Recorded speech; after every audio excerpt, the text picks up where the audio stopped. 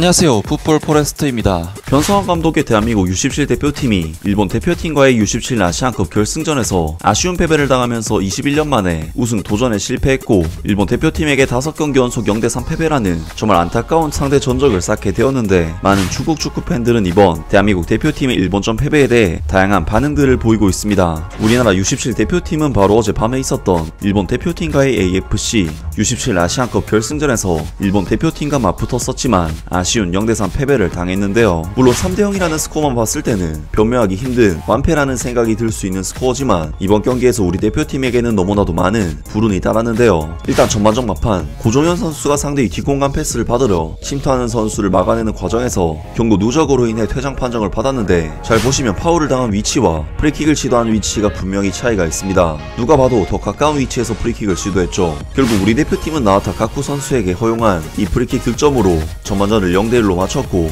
이후 우리 대표팀은 김영준 선수가 일본의 페널티 박스 안에서 골키퍼에게 파울을 당하는 결정적인 상황이 나왔지만, 이것 또한 오심으로 인해 인정이 안 되었고, 심지어 주심은 심판 판정에 항의하는 우리 대표팀 코치진들에게 옐로카드까지 선사했습니다. 결국 우리 대표팀은 상당히 불리한 여건 속에 일본에게 2골을 더 내주면서 0대3으로 패배하고 말았는데요. 우리 대표팀으로서는 이번 패배로 인해 일본전 5경기 연속 0대3 패배라는 안타까운 결과를 받게 되었는데, 진작에 조별 라운드에서 광탈해 월드컵 출전조차 하지 못하는 중국의 축구 팬들은 이번 대한민국 대표팀의 패배에 대해 다양한 반응들을 보이고 있습니다. 한일 양국의 축구 등급이 나뉘었다. 10년 전 동아시안컵 한일 대전은 서로 승부가 나지 않았다. 지금 보면 한국은 뒤처져 있고 예전 축구를 하고 있다. 일본은 끈적끈적한 버릇을 고치고 빠르고 정확한 공격을 추구한다. 사실 오늘 일본은 경기력이 좋지 않았고 선수들이 약간 엉성하게 플레이하기도 했다. 이란과 경기를 할 때는 정말 심각하고 엄격했다. 한국은 한 명도 빠르지 않고 볼 점유율이 우세한 반면, 일본은 패스 컨트롤에 더해 빠르고 정확한 플레이를 중시해 상대 수비가 약한 쪽에 롱패스가 많아 이동 중 빈 공간을 찾으면 이를 막기가 어렵다는 것. 그런 점에서 일본이 한국보다 한 발 앞서 있는데, 다행히 일본 감독님이 우리나라에서도 이 수법을 가르쳐줘서 우리의 어린 선수들이 잘 마스터하길 바란다. 한국은 7번 윤도현과 10번이 그동안 발재간이 좋았었는데,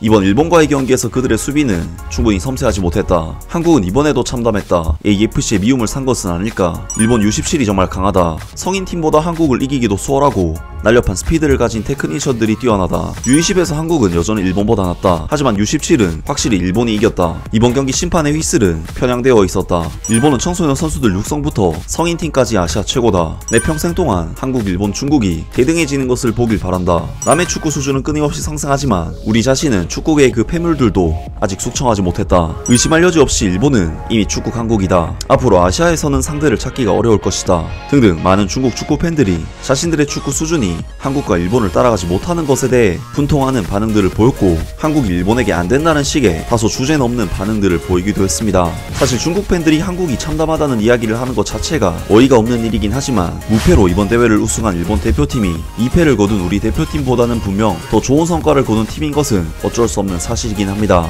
확실히 한국 축구는 최근 일본과의 맞대결에서 5경기 연속 0대3 패배라는 믿을 수 없는 치욕을 당하면서 계속해서 패배하고 있는데, 제 개인적인 생각이지만 사실 월드컵도 16강 같이 갔고 U20 월드컵에서는 압도적으로 성과를 냈기 때문에 대회에서의 성과는 결코 뒤처지지 않는데도, 유독 일본만 만나면 일본과의 맞대결에서 유독 힘을 못 쓰고 있는데요. 사실 우리나라 축구는 일본과 비교해봤을 때 인프라 면에서 떨어지는 것이 어쩔 수 없는 사실이고, 선수들의 축구하는 환경과 팬들의 인식 면에서 우리보다 축구 선진국인 것은 부정할 수 없지만, 우리 대표팀으로서는 이 정도까지 그래도 일본에게 비빌 수 있다는 것이 그래도 잘하고 있다는 생각이 들고, 한국과 일본의 근처에도 못 미치고 있는 중국 축구가 갈 길은 아직도 멀어 보입니다. 아무튼 오늘 영상은 여기까지고요. 영상 재밌게 보셨다면 구독과 좋아요 그리고 댓글 부탁드립니다. 감사합니다.